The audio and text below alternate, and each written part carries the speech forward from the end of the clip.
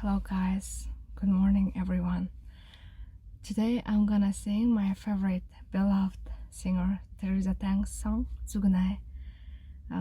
It's my favorite one. It has something different. It has its own mystery. So let me sing it for you. I really love this song.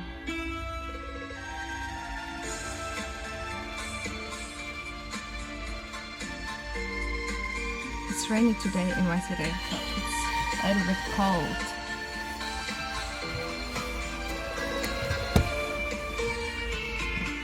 窓に西日が当たる部屋はいつもあなたの匂いがするわ。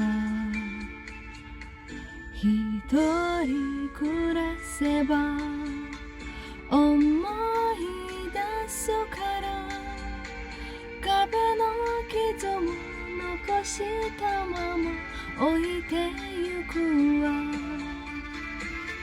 愛を償えば別れになるけどこんな女でも忘れないでね。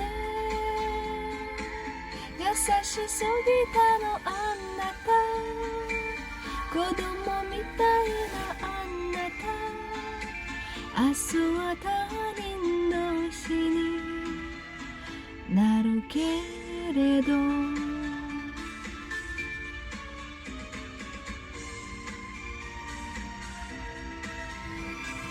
Thank you for listening.